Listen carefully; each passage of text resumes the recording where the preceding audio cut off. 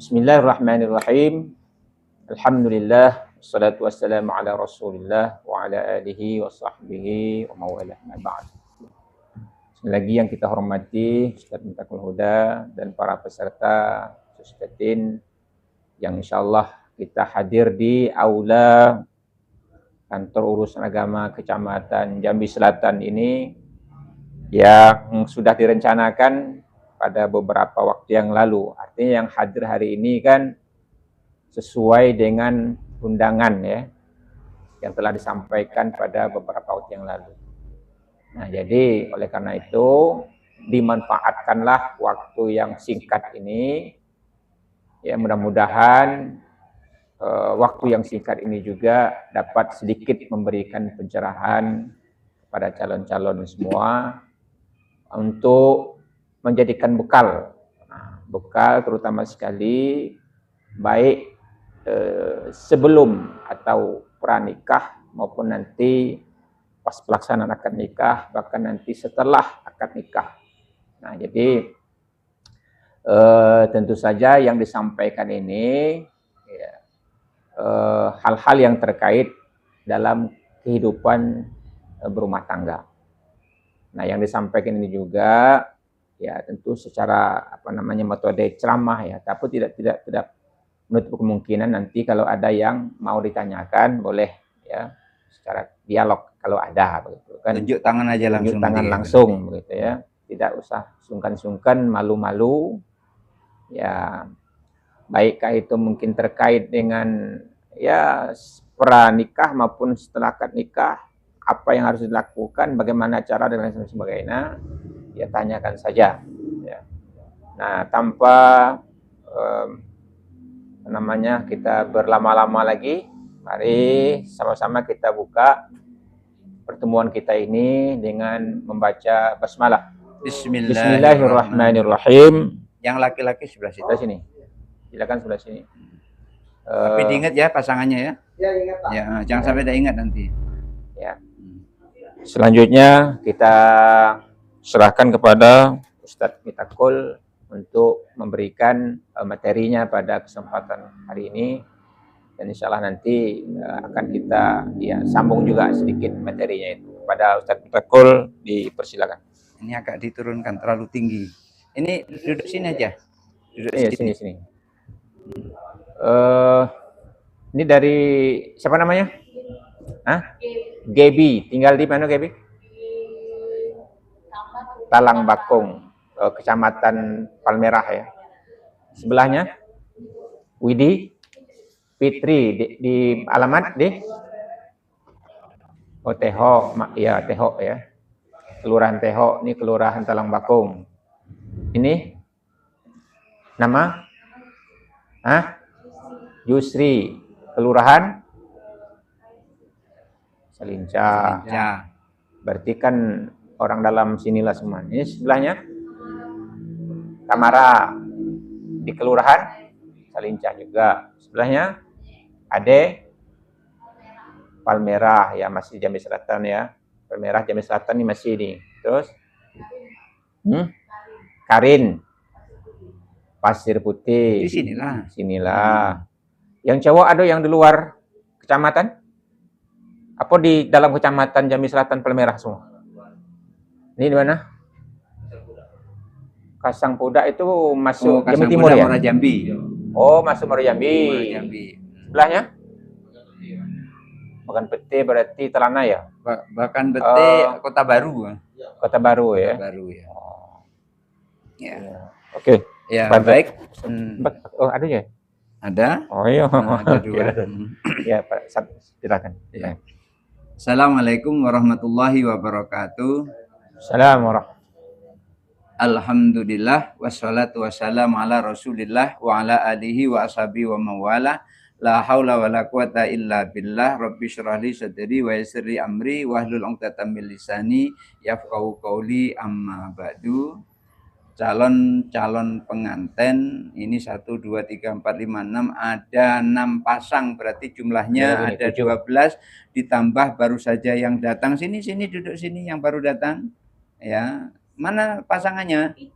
Ya, sini pasangannya sini ya. Jadi siapa yang mau nikah ke sini wajib bawa pasangan masing-masing ya.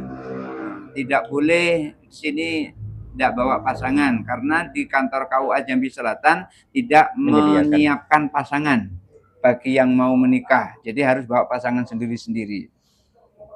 Jadi jangan mengharap nanti, wah mudah-mudahan aku nanti masuk ke Jambi Selatan bisa dikasih pasangan sama Pak Kepala KUA, nggak ada. Jadi di sini nggak ada disiapkan untuk pasangan, nggak ada. Harus bawa sendiri-sendiri ya. Baik. Saya ingin menyampaikan bahwasanya nikah itu adalah merupakan salah satu di antara sunnah Nabi. An-nikahu sunnati. Nikah itu adalah sunnahku, kata Nabi. Faman raghiba an sunnati, siapa yang benci dengan sunnahku. Raghiba an artinya benci, raghiba fi artinya cinta. Sama-sama raghiba nih. Raghiba fika, aku cinta kamu. Raghiba anka, aku benci kamu. Sama-sama raghiba. Jadi faman raghiba an sunnati, siapa yang benci terhadap sunnahku, falaisa minni, bukan umatku. Jadi kita semua ini adalah umat Nabi Muhammad, menjalankan kesunahan umat Nabi Muhammad, yaitu menikah. An-nikahu sunnati. Kenapa? Karena nikah itu adalah ibadah yang paling enak. Enak itu, nikah itu ibadah yang paling enak. Kenapa kok paling enak? Orang membaca subhanallah, subhanallah, itu dapat pahala. Semakin banyak membaca subhanallah, semakin banyak pahalanya. Kalau 3.000 kali membaca subhanallah, subhanallah, subhanallah, seperti 3.000 kali, kira-kira berapa menit itu? Kira-kira berapa menit? Diperkirakan saja. Kira-kira nyampe enggak 15 menit atau lebih? 3.000 kali. Hah? 15 menit? Anggaplah 15 bisa lebih ya. Nah, lebih ya.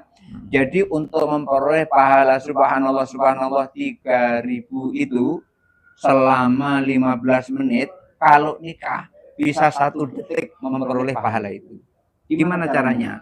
Begitu istri sedang duduk, langsung dicium. Sekali nyium 3.000. Kalau sudah nikah. Tapi kalau belum nikah, sekali nyium berdosa. Itulah makanya dikatakan nikah itu adalah ibadah yang paling enak, pahalanya besar. Makanya kalian datang ke sini, ini sudah datang ke tempat yang tepat. Jangan sampai mau nikah datang ke tempat yang salah. Mau nikah datang ke kantor polisi itu pasti salah itu. Itu salah. Nanti ditanya mau ngelapor apa Pak? Ya, padahal mau ngelaporkan mau nikah gitu. Bukan di sini tempatnya, di KUA Jambi Selatan. Jadi datang ke tempat KUA Jambi Selatan itu sudah datang ke tempat yang tepat. Nah, setelah datang ke sini dilengkapi semua persyaratannya sampai akhirnya sekarang duduk di sini ingin memperoleh pembekalan untuk menuju rumah tangga. Yang dituju adalah rumah tangga yang bahagia. Betul? Siapa di sini yang punya cita-cita setelah berumah tangga pengen membentuk rumah tangga yang celaka? Ada di sini? Aku bercita-cita nanti kalau sudah berumah tangga istriku mau kucekek gitu. Enggak ada kan? Enggak ada, pasti enggak ada gitu. Sudah berumah tangga istrinya dicekek gitu. Atau yang sebaliknya, yang perempuan nih punya cita-cita nanti kalau sudah berumah tangga aku akan makan suamiku. Nggak ada kan? Nggak ada. Semuanya pasti menginginkan rumah tangga yang bahagia. Karena begini, sekarang ini masih ada kesempatan untuk mundur kalau tidak pengen membentuk rumah tangga bahagia. Masih ada kesempatan untuk mundur. Tapi kalau sudah nanti kadung nikah, sudah nanti yang laki-laki akan mengatakan begini, aku terima nikahnya dengan mas kawin yang tersebut. Perhatikan, aku terima nikahnya dengan mas kawin yang tersebut setelah nanti wali dari yang perempuan ini mengatakan, engkau aku nikahkan dengan putri kandungku ini dengan mas kawin seperangkat alat dibayar seperangkat alat sholat dibayar tunai. Ketika tunai, nanti langsung jawab, aku terima nikahnya dengan mas kawin yang tersebut. Cuman walinya jangan sampai mengagetkan calon mantunya. Di kesepakatannya umpamanya seperangkat alat sholat. Waktu nyebut lain. Engkau aku nikahkan dengan putri kandungku bernama ini dengan mas kawin seperangkat alat sholat dan mobil Innova tunai. Mobil Innova yang kejut itu. Loh, kok ada mobil Innova? Padahal yang diminta bukan itu. Maka pada saat itu harus disampaikan. Itu terjadi kesalahan menyebut mas kawin. Tahu mas kawin kan? Ini semua minta mas kawin enggak? Minta ya? Mas kawin ini ngasih, minta mas kawinnya. Ngasih. Tahu mas kawin itu bahasa apa? Bahasa apa mas kawin itu? Bahasa kita. Bahasa apa? Mas kawin itu bahasa Jawa. Mas kawin, bahasa Jawa itu. Mas kawin, bahasa Jawa itu. Jadi semua minta mas kawin kan? Mas kawinnya ya paling tidak itu harus ada mas kawin. Walaupun mas kawinnya hanya sepasang sendal jepit. Dengan mas kawin sepasang sendal jepit tunai boleh. Malah udah sendal jepit kredit lagi. Itu udah keterlaluan itu. Loh, apa boleh? Mas kawin sepasang sendal jepit boleh. Dulu pernah pada zaman Nabi ada laki-laki pengen menikahi seorang perempuan, saat itu perempuan tadi dinikahi hanya dengan mas kawin sendal. Lalu ditanya, relakah kamu dengan mas kawin hanya dengan sendal ini? Apa jawabnya yang perempuan ini? Rela ya Rasul, ini saking cintanya perempuan kepada laki-laki. Kalau nggak cinta pasti nggak mau kalau mas kawin itu hanya sendal jepit. Itu karena cinta itu. Makanya orang bilang kalau cinta sudah melekat, tai kucing bagaikan coklat. Coba dicicip bener, akan terasa coklat. Ini artinya apa? Artinya kalau sudah sangat cinta itu nggak peduli bagaimana kondisi suaminya. Yang penting bersama dengan suaminya. Itu yang paling penting. Nah, Nabi tadi menyampaikan kepada orang tersebut, si perempuan ini, dia rela. Jadi asalkan yang perempuan ini rela menerima apa yang dikasih oleh yang laki-laki berupa mahar atau mas kawin, walaupun hanya sendal jepit atau mungkin dengan mas kawin satu surah, enggak apa-apa, satu surah. Surah apa? Surah Al-Baqarah. Lalu surah Al-Baqarah itu juz itu. Satu surah apa? Yang paling ringan, yang paling pendek. Nah, surah Al-Kausar atau surah Al-Ikhlas. Jadi waktu menyampaikan mas kawin, baca dulu surah Al-Ikhlas. Tapi jangan, kalau bisa mas kawin jangan jangan 30 juz, nanti kelamaan nunggunya tuh. Kalau 30 juz itu paling enggak sekitar 12 jam itu bacanya itu. Kalau 30 juz. Jadi yang penting adalah ada mas kawin. Kenapa kok mas kawin? Karena mas kawin inilah yang menjadikan yang tadinya haram menjadi halal. Perempuan tadinya haram bagi laki-laki. Setelah ada mas kawin menjadi halal. Dulu pernah terjadi. Ketika Nabi Adam diciptakan sendirian, kan Nabi Adam ciptakan sendiri kan? Gak ada berdua kan? Sendirian. Pada saat itu Nabi Adam kebingungan. Karena cuma sendirian. Namanya sendiri kan? Bingung kan? Mau ngomong dengan siapa? Lalu, nama sinnatan. Nabi Adam tidur sejenak. Pada saat tidur sejenak, begitu melek, tiba-tiba ada gadis cantik. Badannya seger. Karena melihat cantik tadi, bangun dari tidur, kaget Nabi Adam. Kaget. Orang kaget itu kira-kira ngomongnya terkontrol enggak? Kalau orang kaget ngomongnya enggak terkontrol. Kalau dia tidak kaget, paling-paling nengok, oh, kamu siapa? Kan gitu kan? Kan tadi enggak ada orang tuh. Tiba-tiba terlihat orang, paling kamu siapa? Mestinya kayak gitu kalau orang yang enggak kaget. Ini Nabi Adam kaget. karena kaget begitu melek ada perempuan cantik, kaget, man laka. Tanya itu, man lak, kamu punya siapa? Bukan kamu siapa, tapi kamu punya siapa gitu, saking kagetnya itu. Dijawab oleh perempuan ini, analak, aku punyamu. Karena dibilang aku punyamu, langsunglah mau diraih oleh Nabi Adam. Karena belum ngasih mahar, Nabi Adam ditepis sama malaikat. Tidak boleh, dan kamu harus memberikan maharnya dulu supaya kamu boleh. Lalu ditanya oleh Nabi Adam kepada malaikat, "Wa mahruha, apa maharnya?" Dijawab oleh malaikat, "Mahruha antusalliya ala nabi akhir zaman." Maharnya adalah engkau bersolat pada nabi akhir zaman. Siapa itu nabi akhir zaman? Nabi Muhammad. Kira-kira udah lahir belum waktu itu? Belum lahir. Nabi Muhammad belum lahir, tapi namanya sudah ada. Itulah yang kita bahas di itu, di apa?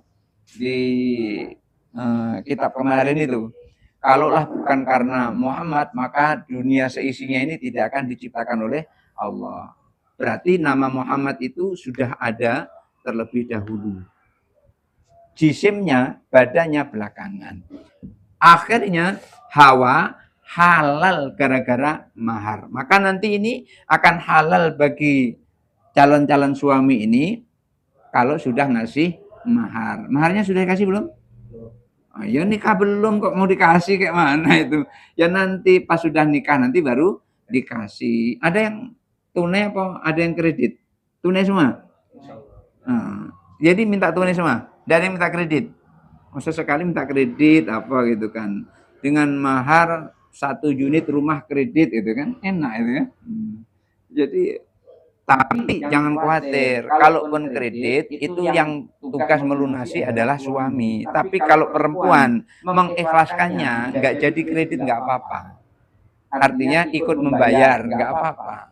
Jadi intinya adalah di yang punya, yaitu yang perempuan. Nah, ketika sudah katakan aku terima nikahnya dengan mas kawin yang tersebut, maka halal lah yang perempuan terhadap yang laki-laki. Jadi itu nanti bunyinya aku terima nikahnya dengan mas kawin yang tersebut. Jangan sampai salah. Kalau salah nanti diulang lagi. Kalau nanti ada 2 saksi di situ mengatakan sah, maka selesailah. Dan pada saat itu, Ustaz, ketutup kameranya. Nah, dan pada saat itu udah dibilang sah oleh anu tadi, oleh 2 saksi, langsung ditarik ke kamar. Boleh itu. Boleh langsung tarik ke kamar boleh. Tapi jangan lakukan. Kenapa? Kok jangan lakukan? Karena di situ masih ada tamu. Bukan tidak boleh, boleh, tapi masih ada tamu. Masa ya tamu suruh nunggu sambil deg-degan, ini ada apa di dalam ini? Yang perempuan sebelah sini ya. Ya sudah sini, nggak apa-apa. Ya. Ya. Jadi setelah nanti dijawab, aku terima nikahnya dengan mas kawin yang tersebut. Nah, yang baru datang ini mungkin nggak tahu ini. Nah, ini calon pengantin kan? Iya. Oh, pasangannya mana? Oh itu, saya khawatir nanti nunjuk sini kan, salah. Yang dibawa itu kok mau ditukar, nggak boleh sini. Mau ditukar nggak boleh, harus yang dibawa masing-masing yang bawa pulang ya. Iya, jangan sampai bawa punya orang, nggak boleh. Kemarin sendal saya dibawa orang, padahal bukan punya dia kan, nggak boleh yang seperti itu. Jadi nanti jawabnya aku terima nikahnya dengan mas kawin yang tersebut. Coba dibaca. Iya, aku terima nikahnya dengan mas kawin yang tersebut. Biar jantan sedikit ya, aku terima nikahnya dengan mas kawin yang tersebut. Jangan sampai salah nanti ya. Nanti kalau salah, itu nanti diulang sampai benar-benar benar. Jadi, saya sampaikan sekali lagi, niat dari menikah ini adalah untuk membentuk keluarga bahagia. Kalau belum nikah, tidak masalah. tidak ada niat membentuk keluarga bahagia. Tapi kalau sudah nikah, wajib membentuk keluarga bahagia. Kenapa? Karena setelah nikah itu biasanya punya anak. Apa ada di sini punya cita-cita anaknya jadi begajul atau jadi nakal? Ada. Aku nanti kalau punya anak, anakku harus jadi preman, bisa menguasai angsa dua. Ada kayak gitu punya? Tidak ada seorang pun yang punya anak bercita-cita anaknya menjadi penjahat. Pasti semua orang normal cita-cita punya anak, anaknya menjadi anak yang soleh kalau laki-laki, soleha kalau perempuan. Kan nggak ada nih perempuan ini nanti punya anak terus bercita-cita anaknya supaya menjadi pelacur. Nggak ada kan? Bahkan ibunya pelacur sekalipun tidak ada yang menginginkan anaknya untuk meneruskan pekerjaan ibunya. Nah, ibu ini pelacur sukses, nak. Pokoknya itu nggak ada itu. Pelacur sukses. Sehari 100, nak. Pelanggan ibu ini sehari 100. Kau harus 200, nak. Nggak ada yang seperti itu. Nggak ada. Sekalipun ibunya orang pemaksiat, tidak ada wanita normal menginginkan anaknya melakukan perbuatan maksiat. Itulah kenapa kalau sudah kadung nikah wajib membangun rumah tangga bahagia. Lalu bagaimana kunci membangun rumah tangga bahagia? Kunci membangun rumah tangga bahagia, pertama, kedua-duanya harus menjadi orang yang taat. Taat. Apa itu taat? Ibnu Ajibah Al-Hasani di dalam kitab Iqadul Himam menyebutkan taat itu adalah ma yuwafiqus syariah. Semua yang sejalan dengan syariat. Apa yang sejalan dengan syariat? Sholat 5 waktu jangan ditinggalkan. Ya ini, jangan sampai tinggalkan sholat 5 waktu nih. Ya, saya pesan ini semuanya nih. Kalau pengen hidup bahagia, jangan tinggalkan sholat 5 waktu. Semuanya sholat kan? Jangan sampai tidak sholat. Yang perempuan ini juga nih. Kenapa? Kok perempuan ini lebih penting daripada laki-laki? Iya. Karena perempuan itu adalah merupakan sawah ladang. Sawah ladang tahu sawah ladang? Kebun. Kebun itu kalau subur ditanami apapun hasilnya bagus kan? Tapi kalau tandus ditanami apapun hasilnya akan buruk. Maka rata-rata anak yang soleh, anak yang baik itu adalah lahir dari rahim ibu yang baik.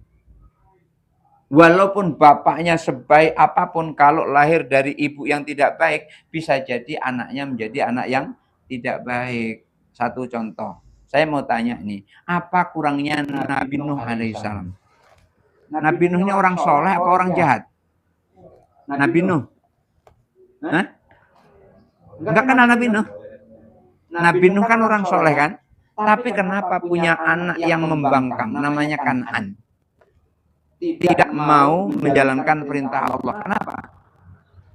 Kenapa kok begitu?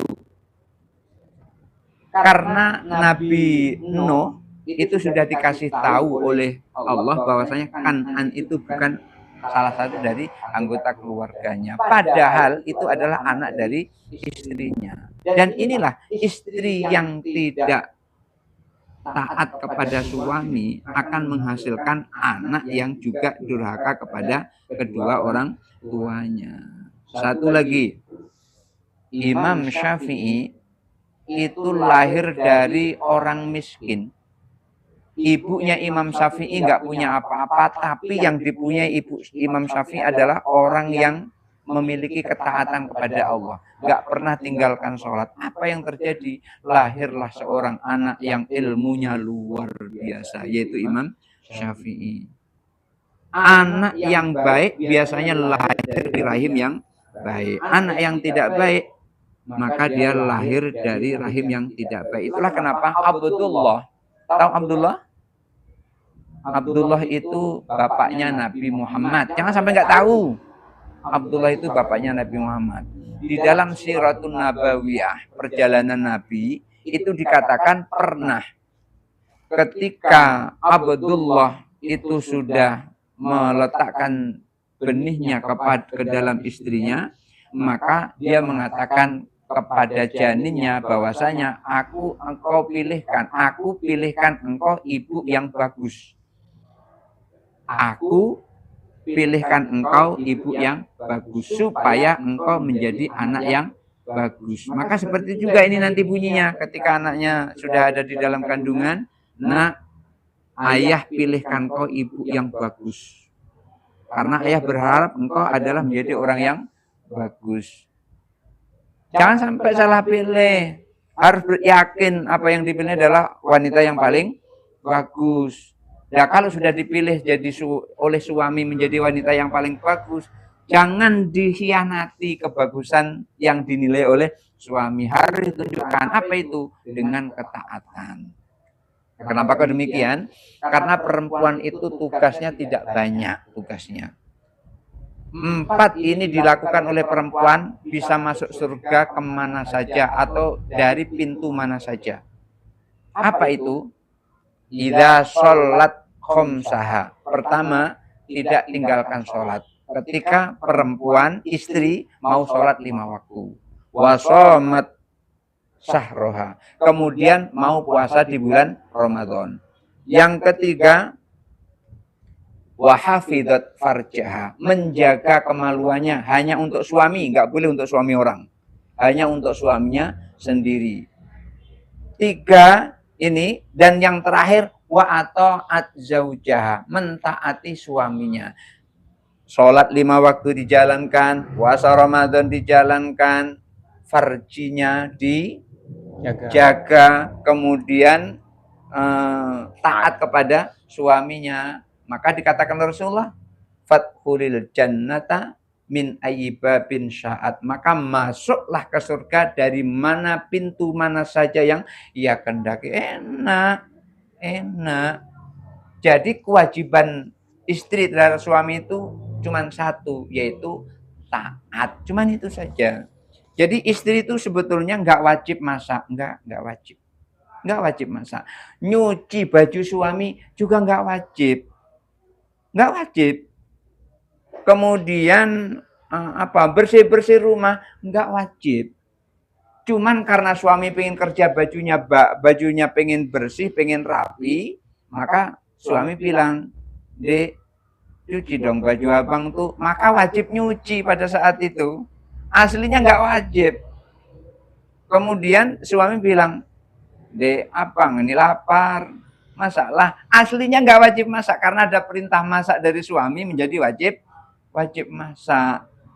Jadi kewajibannya cuma satu, taat. Nyuci nggak wajib, tetapi karena suami pengen baju bersih, maka istri menjadi wajib nyuci. Kenapa? Karena taat kepada suami. Nah, inilah yang paling berat di antara 4 itu adalah taat.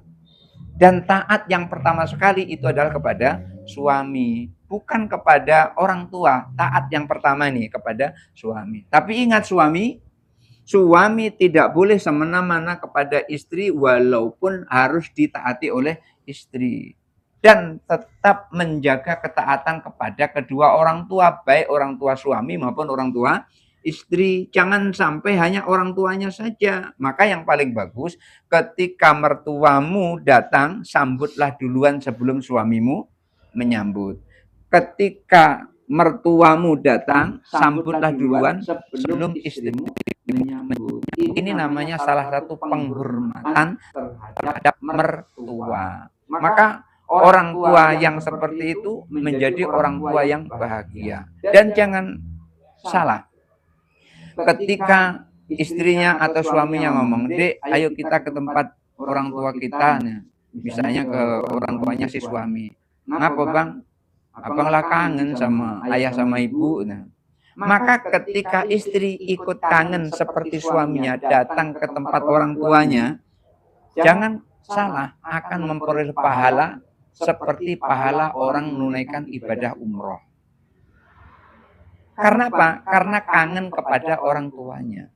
Orang tuanya yang juga kangen kepada anaknya, didatangi senang, sama-sama memperoleh pahala yang besar seperti pahala orang ibadah umroh. Sama dengan orang memperoleh pahala ibadah haji. Jadi kalau pengen dapat pahala gampang. Jadi si istri bilang, "Bang, akulah kangen sama ibu. Ayo kita ke sana." Nah, dapat pahala. Dapat pahala. Walaupun seandainya hanya membawa jeruk 1,5 kilo. Enggak jadi masalah. Karena yang dikendaki orang tua itu bukan jeruknya, tapi datangnya. Yakinlah. Sekarang mungkin belum terasa. Nanti kalau sudah punya anak, akan terasa. Betapa senangnya ketika orang tua dikunjungi oleh anaknya. Sekarang belum terasa. Kenapa belum terasa? Belum punya anak. Belum punya anak kan? Udah punya anak? Udah punya anak? Belum, udah. Semua belum punya anak ini. Berarti masih baru ini, maka belum tahu. Nanti akan tahu kalau sudah punya anak. Maka jaga silaturahmi antara suami istri dan orang tua, antara suami istri dan mertua. Maka apabila kita bisa menjaga seperti itu, nanti akan terjadilah keluarga yang bahagia. Loh, kenapa kok kita harus membentuk keluarga bahagia? Itu tadi saya sampaikan, karena kita bakalan punya anak. Tidak ada anak yang baik lahir dari keluarga yang tidak bahagia. Anak yang baik pasti lahir dari keluarga yang bahagia. Oleh karena itu, saya yakin datang ke sini jangan sampai salah niat. Ya, saya yakin datang ke sini semua pengen nikah. Cuman satu pesan saya, bercita-citalah di dalam pernikahan ini ingin membentuk rumah tangga yang bahagia. Jadi saya doakan supaya semuanya ini nanti akan memperoleh kebahagiaan sesuai dengan porsi masing-masing. Karena Allah memberikan sesuatu kepada orang, kepada hambanya, itu adil. Adil itu bukan berarti sama. Adil itu bukan berarti sama. Adil itu sesuai dengan tempatnya, sesuai dengan kapasitasnya. Kalau adil itu sama, itu repot itu kalau adil itu sama. Misalnya memberilah pekerjaan dengan yang adil. Bapaknya mengangkat batu, anaknya yang kecil masih 5 tahun mengangkat batu juga, batunya sama besarnya juga. Enggak begitu. Adil itu sesuai dengan porsinya. Maka dikatakan laki-laki kalau waris itu memperoleh 2 kali lipat daripada perempuan. Itu asobah. Umpamanya gini, ada warisan, kemudian laki-laki, saudara laki-laki dapat 100.000, maka perempuan dapat 50.000. Karena laki-laki 2 kali bagian, 2 kali lipat dari perempuan. Itu keadilan Allah. Kenapa kok begitu? Karena tanggung jawab laki-laki lebih besar daripada tanggung jawab istri. Nah, para istri, calon-calon istri, nanti suamimu kalau dia tidak sholat, bukan dosamu. Kalian nggak dosa dah. Tapi kalau dia nggak sholat, ini di samping suaminya dosa, dosa istri yang tidak sholat di depan suami, suami ikut menanggung semuanya. Itulah kenapa kalau istri mau keluar rumah, itu wajib izin kepada suaminya. Bang, aku mau belanja, yo berangkat. Jangan langsung nyelonong hilang gitu, be. Ngomong dulu, Bang, aku mau belanja, sini dulu sebentar. Datang, kalau dibilang oleh suaminya, sini sebentar. Rupanya diajak ke kamar. Terus sampai di kamar ngapain? Tolong pijiti dulu abang nih, capeknya. Nah, pijiti. Kenapa? Istri wajib taat. Kenapa senyum-senyum? Ini mikir yang dipijiti apa gitu ya. Itu nantilah dipikir, jangan sekarang mikirnya. Ya. Jadi istri mau kemanapun harus izin suami. Walaupun ke rumah ibunya, ke rumah ayahnya, wajib izin suami. Tapi suami tidak boleh melarang yang tanpa ada dasar syariat. Misalnya gini, suami bilang, kalau tidak kuizinkan kemanapun kau pergi, kau tidak boleh. Enggak boleh seperti itu. Tidak boleh. Kenapa? Karena istri itu bukan hak mutlak. Tapi istri itu adalah hak apa? Hak manfaat gitu. Hak pakai. Iya, hak guna pakai, hak manfaat. Istri itu adalah hak manfaat, bukan hak mutlak. Hak mutlak itu apa? Hak mutlak itu seperti budak. Budak itu adalah hak mutlak. Bisa dijual. Kalau udah nggak suka, misalnya saya punya budak ini nih, kemudian saya jual. Ini karena cantik, maka saya jual ini harganya 50 juta. Boleh. Itu kalau budak. Tapi istri bukan budak. Istri bukan budak. Istri adalah hak manfaat, bukan hak mutlak. Oleh karena itu, suami tidak boleh semena-mena kepada istri. Umpamanya gini, kau tahu nggak, surga istri itu di bawah telapak kaki suami. Kalau aku bilang nyungsep, nyungsep, nggak boleh seperti itu, nggak boleh. Kita semua punya perasaan, maka rasa itulah yang harus digunakan. Kira-kira kalau ngomong begini kepada istri, kira-kira tersinggung atau tidak. Istri juga demikian. Kalau ngomong begini kepada suami, kira-kira suami tersinggung atau tidak. Maka harus hati-hati. Oleh karena itu, istri tidak boleh ngomong lebih tinggi nadanya daripada suami. Kenapa? Kalau suami nanti sampai tersinggung dan marah hatinya, malaikat mengutuknya. Malaikat akan melaknatnya sampai suami hatinya ridho. Dulu pernah terjadi, main-mainlah Sayyidah Aisyah, Sayyidah Fatimah, tahu Sayyidah Fatimah? Anaknya Rasulullah, Sayyidah Fatimah. Itu ngomong salah kepada suaminya, Sayyidina Ali. Akhirnya suaminya marah. Begitu marah, yang tadinya enak-enak kok jadi nggak enak. Pastilah ya, kalau suami marah, pasti istri merasa nggak enak. Atau sebaliknya, istri marah, suami juga nggak enak. Apa yang diinginkan dari marah dalam sebuah keluarga? Pasti tidak ada. Nggak ada kebahagiaan di dalam rumah tangga yang isinya ada marah. Oleh karena itu, hilangkan marah itu. Maka sabda Nabi, ketika ditanya, Ausini, nasihati aku ya Rasul. Jawab Nabi satu, la takdzab. Jangan marah, la takdzab, jangan marah. Jadi kalau bisa hindari marah. Sayyidina Ali pernah marah seperti itu kepada Sayyidah Fatimah. Akhirnya Sayyidah Fatimah minta maaf pada Sayyidina Ali sampai tawaf. Tawaf itu keliling. Yang dikelilingi adalah Sayyidina Ali, dikelilingi, keliling itu. Kira-kira bahasa kita gini, Bang, maafkan aku tadi salah ngomong, Bang, maafkan. Kira-kira gitu. Ngomong gitu. Kira-kira kita ya, kalau bahasa aslinya nggak seperti itu.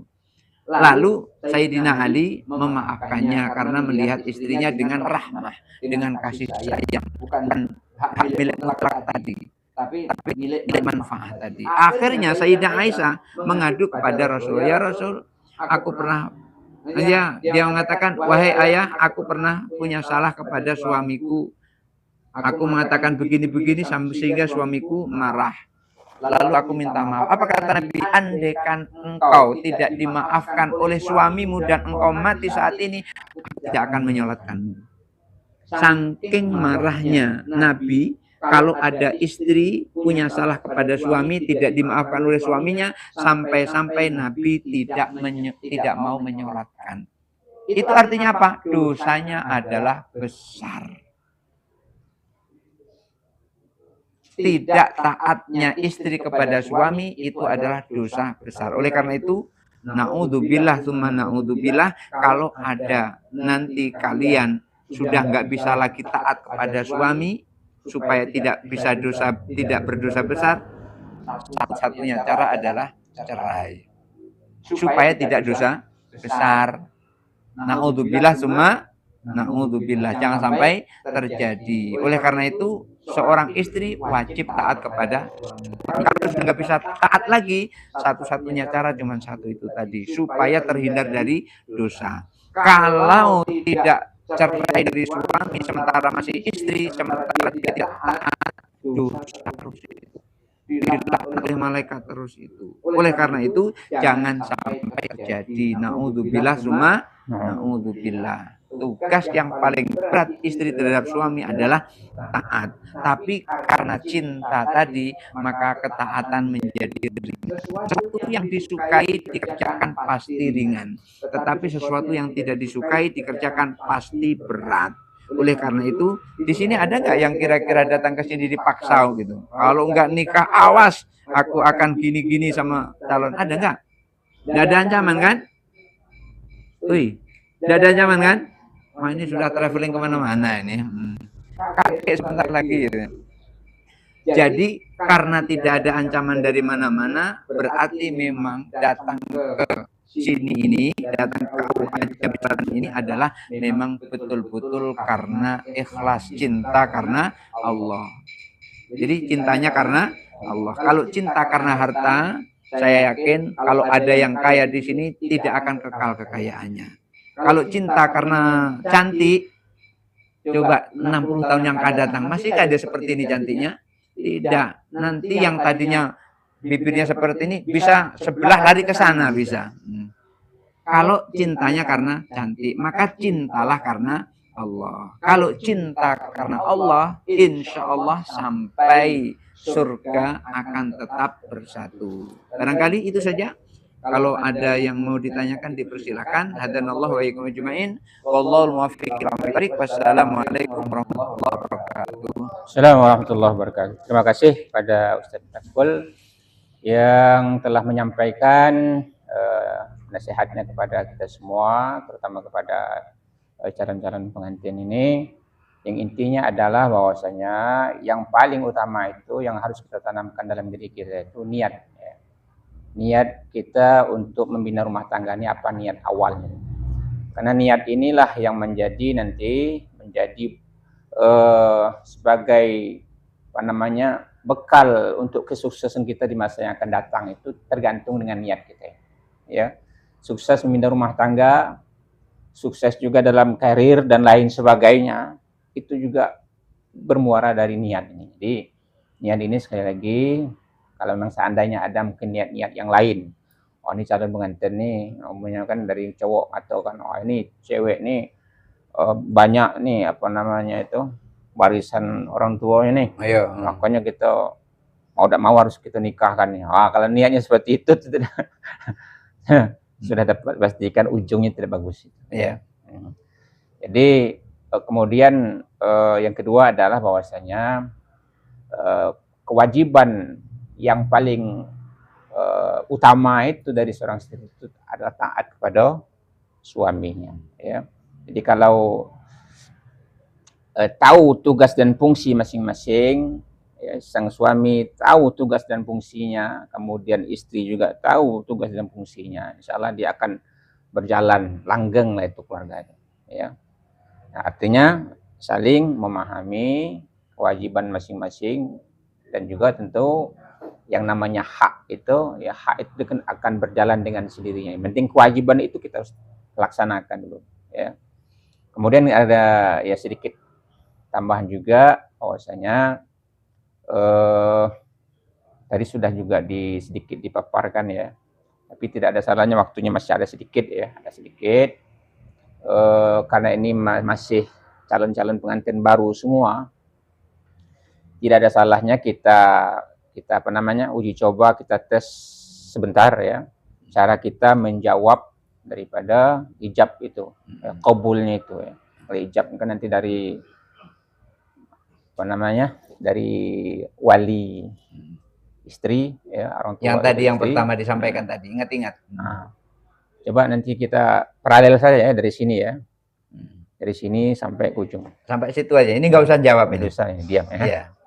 Nanti Dengerin aja sambil mendoakan ya. Ketika saya bilang tunai langsung jawab ya, tadi kan sudah dijelaskan tadi. Langsung ya, siapa namanya? Tio ya, Tio, dari Tio sampai ke ujung ya. Dengan mas kawin seperangkat alat sholat umpamanya dibayar tunai, langsung jawab. Coba ulang, dibayar tunai. Aku terima nikahnya dengan mas kawin dibayar tersebut. Dibayar tersebut. Aku terima nikahnya dengan mas kawin yang tersebut. Nah, ingat ya, begitu ulang ya. Dibayar tunai. Aku terima nikahnya dengan mas kawin yang dibayar tersebut. Bisa pakai dibayar yang tersebut saja. Ya, aku terima nikahnya dengan mas kawin yang tersebut. Coba bareng-bareng dulu. Bareng-bareng dulu ya. Nah, boleh uji coba ya. Dibayar tunai. Belum bareng. Ulang lagi. Kalau belum bareng ada kata yang nyelip itu. Ya. Coba ulang. Dibayar tunai. Nah, yo. Jadi ingat ya, tegas lugas tapi jangan terlalu cepat dan jangan terlalu lembek. Aku terima meninggalkannya saya sebut. Jangan terlalu lembek. Jangan lembek. Ya ada masalah tetap tuh calon mertua tuh. Yang nunduknya. Aku terima Aku nikahnya terima. dengan mas kawin yang tersebut. Wih, Tantang. nggak apa-apa. Ditantang. Ya, jangan kalah mental kan. Ulang ya. Dibayar tunai. Aku terima nikahnya dengan mas kawin yang tersebut. Nah, lah. iya. Jangan lagi tuh. Dibayar tunai. Aku terima nikah dan kawinnya dengan mas kawin yang tersebut. Oke, nikah dan kawinnya lagi. Ya, boleh ya. Boleh. Nah, Iya, boleh. Boleh, nggak apa-apa. Kalau mau singkat seperti tadi lah ya. Terima nikahnya. Sebelahnya? Coba lagi. Coba sekali lagi ya. Dibayar tunai. aku terima nikahnya dengan mas kawin yang tersebut. Iya. Nah, gitu ya. Coba disepakati itu ya. Sepakati Dibayar tunai. Aku terima nikahnya dengan mas kawin yang tersebut. Lancar nih dia. kayaknya. Lancar itu. Iya. Ini Apa dua sudah kali. pengalaman? Udah 2 kali? Oh, pantas pantas lah. lah. Udah pengalaman. Pengalaman. Ayo. Dibayar tunai. Aku terima nikahnya dengan mas kawin dibayar tersebut. Nggak pakai dibayar, yang tersebut saja. Ulang ya. Ulang. Dibayar tunai. Aku terima nikahnya dengan mas kawin Yang tersebut. yang tersebut. Cepat ya. Wah, Jangan lambat itu mikirnya. jangan jeda ya. Lagi sekali lagi. Tunai Aku terima nikahnya dengan mas kawin tersebut. yang tersebut. Lagi tunai. Aku terima nikahnya dengan mas kawin yang tersebut. Ini nanti bakalan disiram air ini nih. Didoakan pasangannya. Doain dia. Ya. Jangan sampai gagal. Enak salah di sini daripada di sana kan. Enak salah di sini pada di sana. Ya. Ulang sekali lagi ya. Lancar ya. Coba ya. Dibayar tunai. Apa lupa? Aku terima nikahnya dengan mas kawin yang tersebut. Jangan gugup. Dibayar tunai. Terima nikahnya dengan mas kawin dibayar tersebut. Yang tersebut. Lagi belum nih, Kak? Belum. Aduh. Konsentrasi. Jangan mikir yang lain. Konsentrasi. Dibayar tunai. Aku terima nikahnya dengan mas kawin tersebut. Yang tersebut. Gimana nih? Putus-putus. Bener tapi putus-putus. Iya. Yakin ya? Nah, janji ya. Iya. Nah, jangan sampai salah di sana ya. Nanti kau kemarin ikut enggak Susatin enggak? Dengan siapa kemarin aturnya? Dengan Ustadz Rajo. Malu-maluin be. Kamu nih jawab kata dia kan. Nah, kan kacau gitu ya. Janji ya dihafal ya nanti ya. Bos sebelahnya. Dibayar tunai. Ya. Jangan terlampau cepat juga jangan ya. Yang penting jelas dia kan yang perlu ucapkan. Sebelahnya dibayar tunai. Aku terima nikahnya dengan mas kawin yang tersebut. Nah, ya Nah. seperti itu. Sebelahnya tunai. Aku terima nikahnya dengan mas kawin yang tersebut. Nah, sama itu. Itu lagi sebelahnya tunai. Aku terima nikahnya dengan mas kawin yang tersebut. Nah, ya gitu. Jangan grogi ini nih, grogi nih. Ngapa? Karena marah mertua ya? Jangan. Kemudian begini. Nanti kan pengen melihat ini enggak? Melihat rekaman ini. Nah, coba sekarang dibuka YouTube masing-masing. YouTube dibuka. Nah. Ini belajar agama nih. Di situ nanti ada fikihnya. Ketika mandi wajib bagaimana, ada semuanya itu. Kulwa munadia. KULWA. Klik satu video kemudian jempolin. Dikasih jempolin. Kalau nggak mau subscribe jempolin aja. Kalau subscribe ya alhamdulillah. Mau subscribe gratis loh. Nggak ada bayar dah. Kulwa munadia. KULWA. Kulwa munadia. KULWA.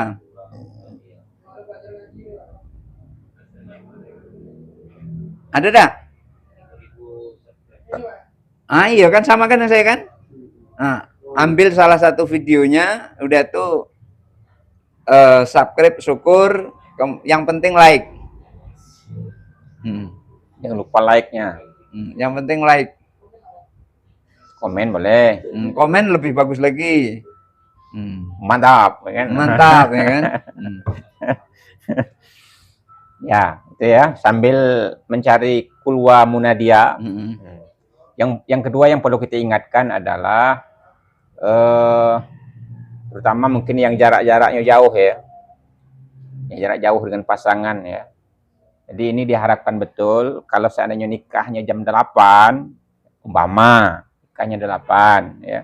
Kalau bisa paling lambat 15 menit sebelum akad nikah itu sudah di rumah perempuan.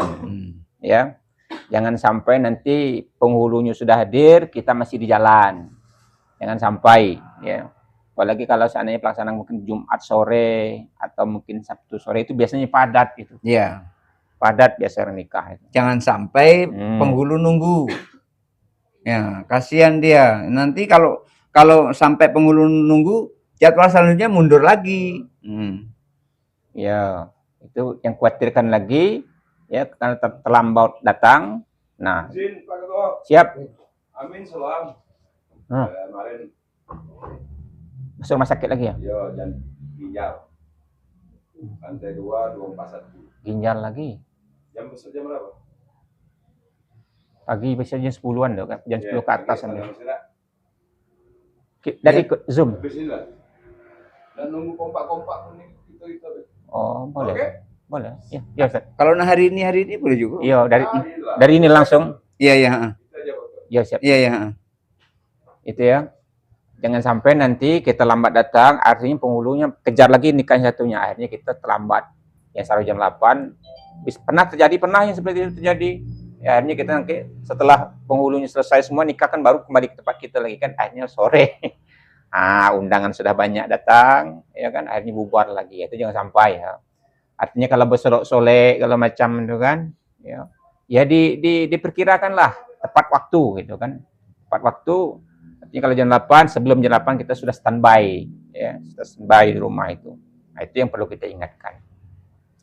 Ya, kalau masalah materi tadi, ya secara umum sudah disampaikan. Yang terakhir mungkin yang kita ingatkan, tadi di samping akad nikah tadi, jawaban untuk nikah tadi, yang perlu juga kita ingatkan adalah terkait ini hal yang paling penting juga adalah, ya namanya kita sudah berkeluarga itu kalau orang adat itu kalau sekecil-kecil semantung di belukar, kalau dia sudah berbuah lah tua namanya.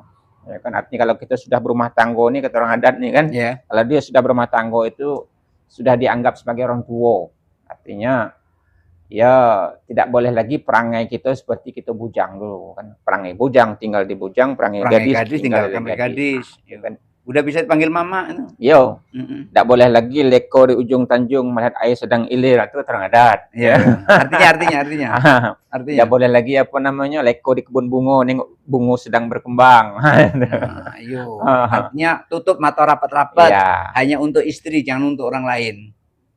Ya, artinya jangan leko lagi dengan gawe-gawe kita bujang dulu untuk kulu kile, bujang lapuk, gitu kan? Nah, itu tidak lagi. Kita sudah ada tanggung jawab. Ya, jadi kita harus fokus lah kita membina. Tapi kalau kulu kilir cari duit, dapur kamar nggak apa-apa.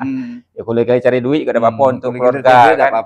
Tidak macam lama lah, pergi sore 12 malam baru balik. Wah, itu jangan lagi kalau sudah keluarga. Itu diingatkan itu bisa berdampak nanti ke rumah tangga. Iya, apalagi subuh baru balik. Jangan. Ya. Itu. Kemudian juga apa namanya itu? Samping itu juga yang kita ingatkan karena dia sudah berkeluarga tadi, jangan sekali lagi kita Ustaz sampaikan tadi meninggalkan sholat itu jangan lagi.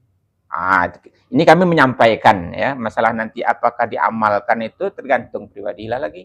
Ini sudah kami sampaikan jangan lagi sampai meninggalkan sholat gitu. Bukan hanya tergantung pribadi, tergantung kehendak Allah mau dimasukkan neraka apa surga gitu. Kalau pengen tahu nanti dimasukkan Allah ke dalam neraka, pasti dia nggak sholat. Nah, tapi kalau pengen tahu Allah akan masukkan ke surga, pasti sholat itu.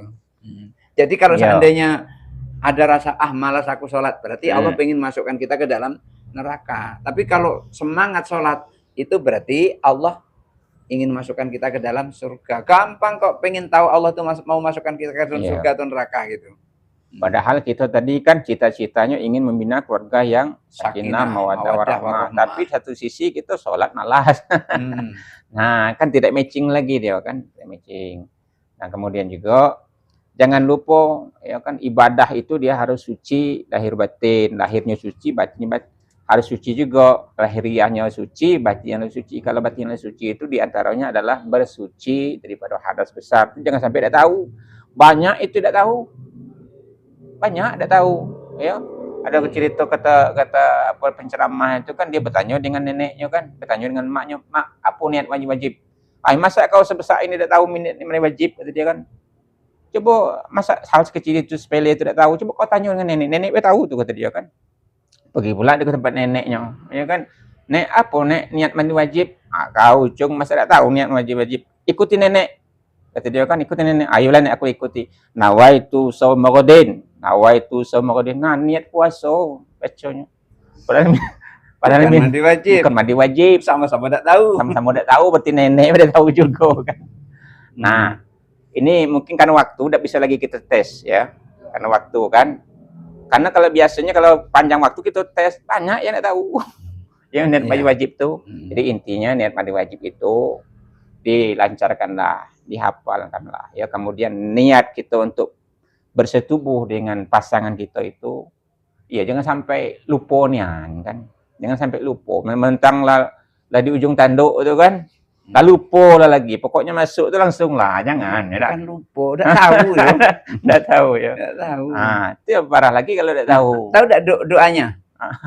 Coba doanya apa? Allahumma barik lana. Lalu kan? Allahumma jannibna wa jannibi syaitana fima razaqtana. Ya paling tidak bismillahirrahmanirrahim. Paling tidak itu. Bismillahirrahmanirrahim. Kenapa? Biar setan tidak ikut nyicip. Kalau udah bismillah setan ikut itu. Iya. Itu ya. Ya. Nah, itu bagian daripada untuk menjadikan anak yang tadi soleh-solehah tadi itu juga berpengaruh ya. Kalau setan nyicip, sudahlah ya. Banyaklah. Terus satu lagi setan masuk situ kan. Mumpung saya ingat. Kira-kira pengen anak laki-laki apa anak perempuan? Kalau pengen punya anak laki-laki setelah selesai hubungan suami istri dengan istri, maka suruh istri miring kanan setelah selesai. Tidurnya miring kanan sampai tertidur. Ini sudah mujarab, artinya sudah diterapkan. Kenapa? Pertama, saya pengen punya anak laki-laki, dapat. Tapi sayang, umurnya nggak panjang. Yang kedua, masih punya pengen anak laki-laki tadi. Alhamdulillah dapat lagi. Tapi sayang, umurnya nggak panjang. Akhirnya saya bilang sama istri, kayaknya kita punya laki-laki tidak beruntung nih. Gimana kalau perempuan saja? Nah, iyalah perempuan. Akhirnya saya suruh miring kiri, perempuan. Jadi sekarang anak saya kedua-duanya perempuan. Karena punya anak laki-laki ninggal terus. Anak pertama, anak kedua ninggal. Anak ketiga, anak keempat perempuan, alhamdulillah. Sampai sekarang sehat. Jadi ini hanya saran saja. Ini secara apa? Secara syariat saja ya, secara syariat. Orang itu kalau pengen kenyang, syariatnya apa? Makan kan? Nah, kalau makan, insya Allah kenyang. Bukan berarti orang makan itu pasti kenyang, belum tentu. Ada orang makan tidak kenyang-kenyang, ada juga. Bahkan ada orang tidak makan terasa kenyang, ada juga. Maka makan itu adalah merupakan syariat. Dan miring kanan, miring kiri tadi itu juga merupakan syariat. Tapi akhir ketentuan adalah Allah itu. Itu syariatnya. Jadi kalau pengen punya anak laki-laki miring kanan. Miring kanan seperti apa? Ini tangan kanan berada di bawah. Itu namanya miring kanan. Nah, kalau miring kiri, tangan kiri ini di bawah. Itu namanya miring kiri. Itu saja tip untuk calon pengantin laki-laki dan perempuan yang pengen punya anak laki-laki atau perempuan. Ya. Cukup ya. Alhamdulillah demikian ya, sedikit ya, tidak bisa secara penuh kita sampaikan. Paling tidak apa yang disampaikan tadi dapat menjadi perhatian kita bersama ya. Dan insya Allah juga ya paling tidak menjadi bekal kita lah sedikit ya. Sedikit untuk menjadi bekal kita di dalam nanti mengarungi kehidupan rumah tangga kita. Mudah-mudahan kita berdoa semoga apa yang kita cita-citakan, apa yang kita hajatkan ini berjalan dengan lancar, dan juga insya Allah setelah proses nantinya, insya Allah kita dapat membina rumah tangga sesuai apa yang kita cita-citakan bersama-sama, yaitu keluarga yang sakinah mawaddah warahmah. Amin ya rabbal alamin. Kami atas nama daripada dari KUA Kecamatan Jambi Selatan dan Palmerah ya mengucapkan selamat kepada kita semua. Dan kalau masih ada investasi-investasi yang perlu diselesaikan, silakan lagi kembali ke ruangan. Dan mari kita tutup pertemuan kita ini dengan membaca hamdalah. Alhamdulillahirabbil alamin. Assalamualaikum warahmatullahi wabarakatuh. Waalaikumsalam warahmatullahi wabarakatuh.